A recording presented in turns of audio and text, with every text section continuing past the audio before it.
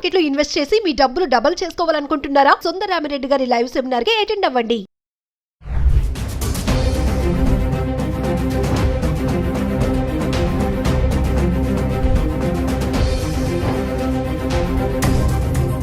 Hello viewers, welcome back to our channel. ప్రస్తుతం మనతో పాటు ఉన్నారు ఎంఎన్సీ ఎగ్జిక్యూటివ్ 25 ఇయర్స్ నుంచి అమెరికాలో ఉంటున్నటువంటి వీరభద్ర సార్ గారు. సార్తో మాట్లాడదాం. ప్రెసెంట్ అమెరికాలో సిచ్యువేషన్ ఎలా ఉంది అనేది. ఈరోజు చూసుకుంటే మరి 8 లక్షల మందిని ట్రంప్ గెట్అవుట్ అంటున్నాడు. చాలా మందిని రిటర్న్ పంపించేస్తున్నారు, మిలిటరీ ఎయిర్ క్రాఫ్ట్ బుక్ చేసి కూడా. మరి ఒక్కసారి సార్తో మాట్లాడదాం. మరి అక్కడ ఉన్నారు కాబట్టి అక్కడ ప్రెసెంట్ సిచ్యువేషన్ ఏంటి, మన వాళ్ళు ఎలాంటి ఇబ్బందులు పడుతున్నారు అనే దానిపైన. నమస్తే సార్. నమస్తే అమ్మా. సార్, అబ్రాడ్ వెళ్ళి చదువుకోవాలి అంటే స్టూడెంట్ తీసుకోవాల్సిన ప్రికాషన్స్ కానీ, జాగ్రత్తలు కానీ, టిప్స్ ఒక్కసారి అక్కడ సేఫ్గా మనం ఉండాలి అంటే ఒకసారి మా విద్యార్థులు ఇక్కడి నుంచి వెళ్ళాలి, చాలామంది అమెరికా వెళ్ళిపోవాలి, నేను అక్కడికి వెళ్ళి చదువుకోవాలి, నేను అక్కడ సెటిల్ అవ్వాలి, నేను అలా ఉండాలి ఇలా ఉండాలి అంటే ఇప్పుడు ట్రంప్ ఉన్నటువంటి ఈ కండిషన్లో అయినా సరే ఎవరికి ఆ మోజ్ అనేది తగ్గలేదు. వెళ్ళే వాళ్ళు వెళ్తూనే ఉన్నారు, అక్కడి నుంచి వచ్చే వాళ్ళు వస్తూనే ఉన్నారు. ఒక్కసారి అక్కడ మనం సేఫ్గా ఉండాలి, అక్కడ తీసుకోవాల్సినటువంటి జాగ్రత్తలు అవన్నీ. అయితే నేను maybe I will shock your audience. దయచేసి మీ పేరెంట్స్కి నా సలహా ఏంటంటే పిల్లల్ని అమెరికాకి పంపించద్దు. అమెరికానే కాదు, ఏ కంట్రీకి కూడా పంపించద్దు. మీ డబ్బులు మీరు వేస్ట్ చేసుకోవద్దు. ఓన్లీ ఆన్ సర్టన్ కండిషన్స్ మీ పిల్లల్ని పంపించండి. ఏంటి అంటే వాళ్ళు సప్లీలు పెట్టి గ్రాడ్యుయేషన్లు కంప్లీట్ చేసి ఏదో నెల రాకి వానాకాలపు చదువులు చదువుకుని గ్రాడ్యుయేషన్ చేసిన వాళ్ళు అమెరికా కాదు, లండన్ కాదు, ఇంగ్లాండ్ కాదు, ఆస్ట్రేలియా కాదు, న్యూజిలాండ్ కాదు, ఎక్కడికి వెళ్ళినా వాళ్ళు పొడి చేసేది ఏం లేదు. అక్కడ సర్వైవ్ అవ్వలేరు. They cannot do anything in life. First ఇంట గెలిచి రచ్చ గెలవమన్నారు. నీకు అంత ఆవేశం ఉంది, నీలో అంత డెప్త్ ఉంది, నాలెడ్జ్ ఉంది, అది ఇక్కడ ముందు చెయ్యి. డిగ్రీ చేసి ఒక 2 ఏళ్ళు జాబ్ చేయి, జాబ్ సంపాదించు. లక్షల్లో జాబ్స్ ఉన్నాయి మనకి, లేవని కాదు, అది సెపరేట్ టాపిక్, తర్వాత మారదు. కానీ ఇక్కడ సంపాదించే జాబ్, ఇక్కడ ఉద్యోగం చేసి నీకు ఉద్యోగం అంటే ఏంటి, కష్టం ఏంటి, నష్టం ఏంటి, సంపాదన ఏంటి, మనీ మేనేజ్మెంట్ ఏంటి, టైం మేనేజ్మెంట్ ఏంటి, సెల్ఫ్ డిసిప్లిన్ ఏంటి, ఇవి తెలిసినప్పుడు అప్పుడు నీకు ఇంకా నేను అచీవ్ చేయాలి, పలానా దేశానికి వెళ్తే ఈ స్పెషలైజ్డ్ ఎడ్యుకేషన్ దొరుకుతుందట, నేను అక్కడికి వెళ్తే ఇచ్చేస్తాను నేను అని ఎడ్యుకేషన్ పర్పస్గా, ఎడ్యుకేషన్ గోల్గా, ఎడ్యుకేషన్ టార్గెట్గా వెళ్ళు. అది పద్ధతి. మనకి 100 సంవత్సరాల నుంచి ఇలా చేస్తూనే ఉన్నారు చాలామంది.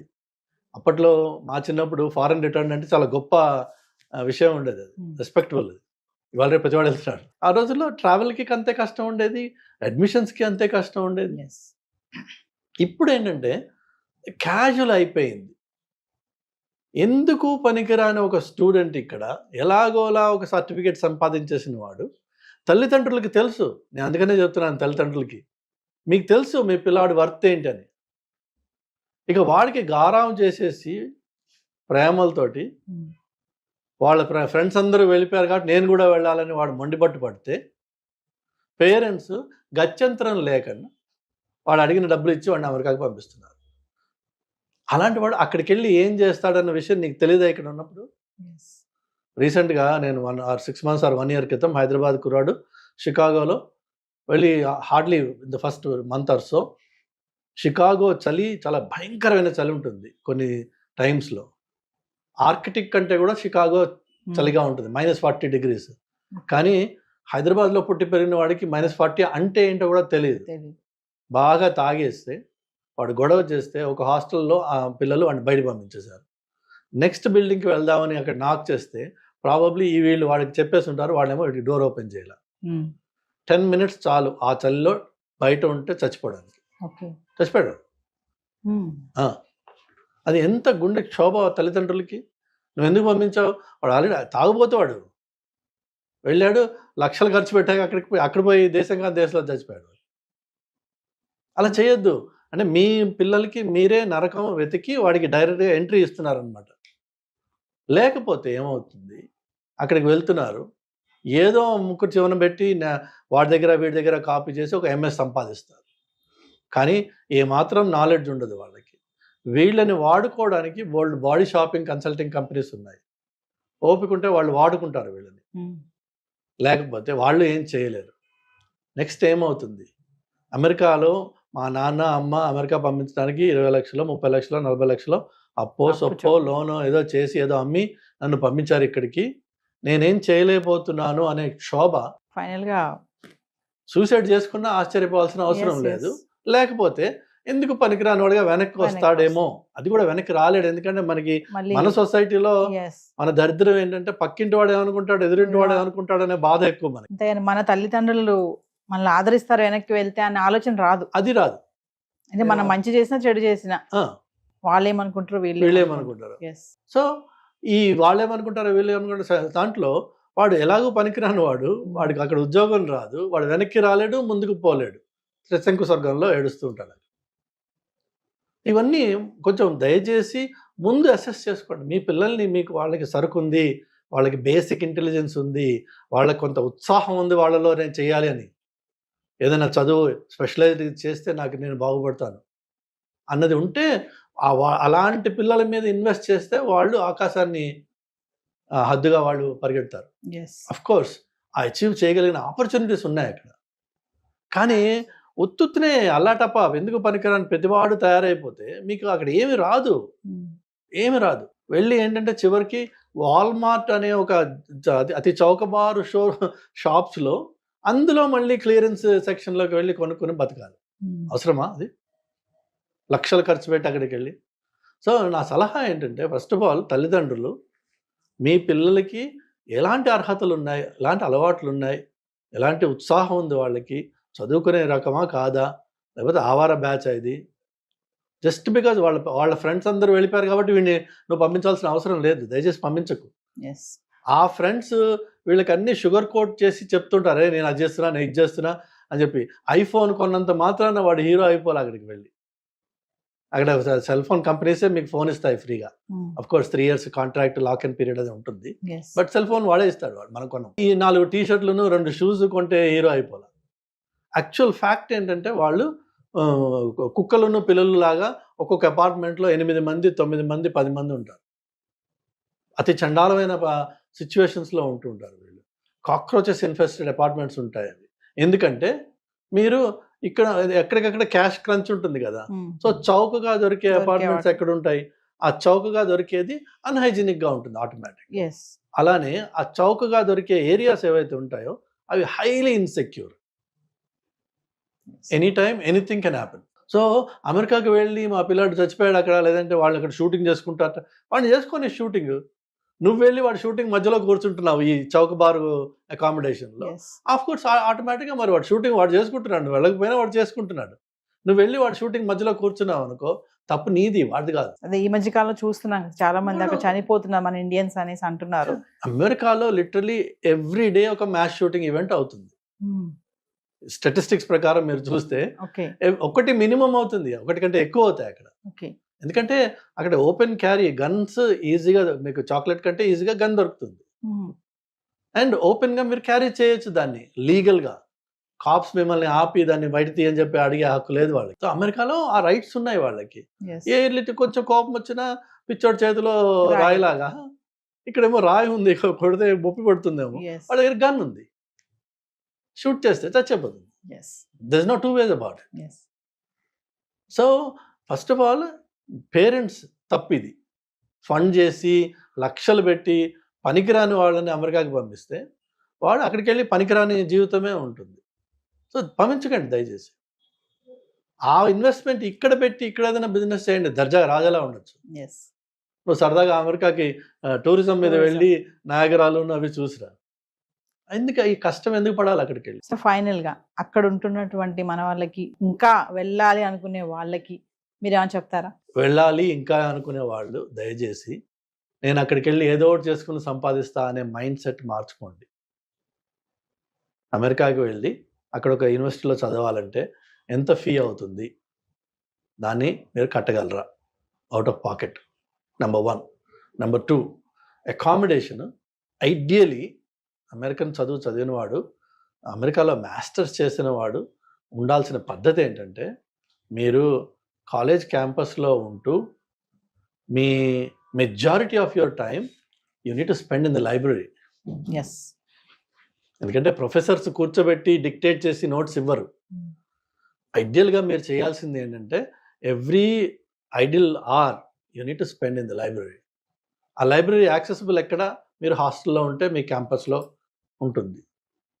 సో అందులో ఉంటూ ఒకవేళ అవకాశం దొరికితే క్యాంపస్లో 40 hours వాళ్ళు వర్క్ చేసుకునే అవకాశం ఇస్తారు. అది అఫ్కోర్స్ అందరికీ ఇవ్వకపోవచ్చు. సో ఒకవేళ అవకాశం అది దొరికితే చేయండి. లేకపోయినా మీరు ఫైనాన్స్ చేయగలిగితే యూ క్యాన్ వెళ్ళండి స్టూడెంట్గా. వెళ్ళినప్పుడు దయచేసి అటెంటివ్గా క్లాసెస్ అటెండ్ చేయడము, ఇచ్చిన ఎక్సర్సైజెస్ ఏవైతే ఉన్నాయో వాటిని సిన్సియర్గా చేయడము, and with a zeal and enthusiasm to learn, be a student. దానికోసం మాత్రమే వెళ్ళండి.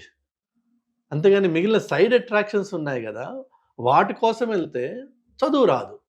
చదువు రాకపోతే చేయగలిగింది ఏమీ లేదు అక్కడ. చదువు వస్తే మాత్రం పరిస్థితి ఏంటంటే నిజంగా అందులో మనకి ఇండియన్స్ పిల్లల్ని చాలాసార్లు ఏమంటారంటే మనం వీఆర్ గుడ్ ఎట్ మ్యాథ్ అనే ఒక గ్లోబల్ ఇంప్రెషన్ ఉంది. Indians and Chinese are good at math.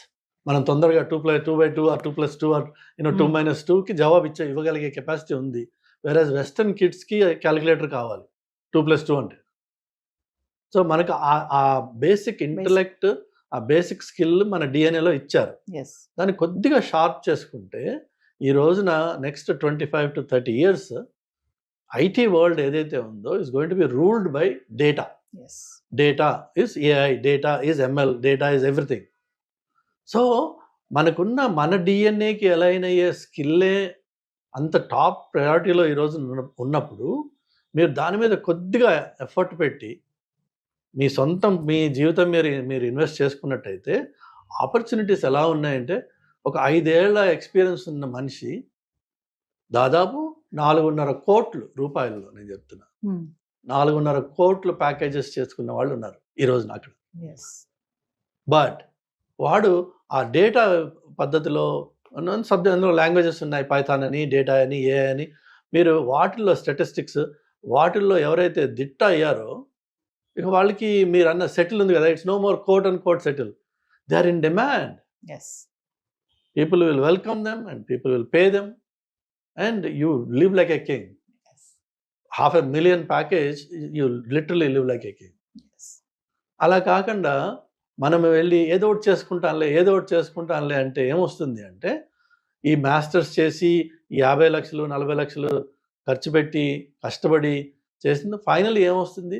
Oh 60,000 are 70,000 are 80,000 అంటే మహా అయితే 50, 60, 70, 80 లక్షల జీతం, 80 లక్షల ఇన్కమ్, జీతం కూడా అనకూడదు నేను, ఇన్కమ్ రావచ్చు. అందులోని ఖర్చులు అన్నీ పోను. ఈ కన్వర్షన్ అలానే మన రూపీ గెటింగ్ వీకర్, డాలర్కి 86 ఇప్పుడు 87 అనుకుంటా. సో దాంతో ఏంటంటే ఇండియాకి మనము ఒక ₹1,00,000 పంపించగానే ఇక్కడ అమ్మా నాన్నలు సంతోషపడిపోవడం. సో ఈ లిమిటెడ్ వరల్డ్లో మనము సంతృప్తి పడిపోతున్నాం. బట్ మనం రియలైజ్ అవ్వాల్సింది ఏంటంటే అక్కడ అన్లిమిటెడ్ పొటెన్షియల్ ఉంది, నీకు ఆపర్చునిటీ ఉంది, నీ దగ్గర దానికి రిలేటెడ్ స్కిల్ కూడా ఉంది. కానీ నీకు ఫోకస్ ప్రయారిటీస్ లేక అడుగు పట్టిపోయిన దాంట్లోనూ గోక్కుని గీక్కుని తింటున్నావు. ఎందుకు? సో ఒకవేళ అమెరికాకి రావాలంటే aim high, invest in yourself for the first 2 or 3 years, then sky is your limit. కానీ వచ్చి వెంటనే ఈ 2 ఏళ్ళు 3 ఏళ్ళు రాగానే టక్ అని బడ్వైజర్ ఓపెన్ చేయాల్సిన అవసరం లేదు. But if you can stay away from that for 2 or 3 years, then sky is your limit. అది పేరెంట్స్ వాళ్ళని రికగ్నైజ్ చేసి వాళ్ళని గుర్తించి వాళ్ళని ఆ దారిలో పెట్టాల్సిన బాధ్యత ఉంది. నెక్స్ట్ పిల్లలు సొంతంగా వాళ్ళకి కూడా సెల్ఫ్ అసెస్మెంట్ అవసరం. ఎవరు ఇదేమో బుజ్జిపాపాయలను తీసుకెళ్ళి పంపించట్లేదు. మీరు ఆల్రెడీ ఇక్కడ అండర్ గ్రాడ్యుయేట్ చేసి ఉద్యోగం ఎలిజిబిలిటీ ఉండి చేయగలిగిన వాళ్ళు అమెరికాకి వెళ్తా ఉంటున్నారు. అంటే నీ ఎంతో కొంత పరిపక్వత ఉండాలి నీలో. అది సో సెల్ఫ్ అసెస్మెంట్ అనండి, అది నీ క్యారెక్టర్ అసెస్మెంట్ అనండి, నీ గోల్ అసెస్మెంట్ అనండి, ఏదైనా సరే ఫస్ట్ నీకు అది ఉండాలి. అంతేగాని 10 మంది పోయారు కదా నేను కూడా గొర్రెలాగా నేను 11వ గొర్రెని అవుతాను అనుకోవటం పొరపాటు. Thank you sir. హాయ్, మొట్టమొదటిసారిగా మన విజయవాడలో క్లాస్ రూమ్ ట్రైనింగ్ అండి, 1 day క్లాస్ రూమ్ ఎన్విరాన్మెంట్లో ఆఫ్లైన్ వెబినార్ జరగబోతుంది. అండ్ ఇంట్రెస్ట్ ఉన్న పార్టిసిపెంట్స్ ఈ కింద స్క్రోల్ అవుతున్న నెంబర్కి రింగ్ చేసుకొని సీట్ బుక్ చేసుకోండి. దీంట్లో ETFs, index funds and mutual funds మీద completely and hand holding experience మీకు ప్రొవైడ్ చేయబడుతుంది. దీని ద్వారా ఏంటంటే మనం ఎసెట్స్ని స్టాక్ మార్కెట్లో ఎలా మేనేజ్ చేసుకోవాలి, ఎలా గ్రో చేసుకోవాలి, ఎలా ప్రొడక్ట్ చేసుకోవాలో అంటే ప్రాక్టికల్గా నేర్చుకుంటారు. అండ్ మీ ఇప్పటి వరకు మనం ఆన్లైన్లోనే మీరు అటెండ్ అవుతున్నారు. ఇక నుంచి మీరు మన విజయవాడ సిటీలోనే అండ్ లైవ్లో క్లాస్ రూమ్ ఎన్విరాన్మెంట్లో నేర్చుకునే ఛాన్స్ దొరుకుతుంది. కాబట్టి ఇంట్రెస్ట్ ఉన్న పార్టిసిపెంట్స్ కింద స్క్రోల్ అవుతున్న నెంబర్కి పింగ్ చేసి సీటు రిజర్వ్ చేసుకోండి. Thank you.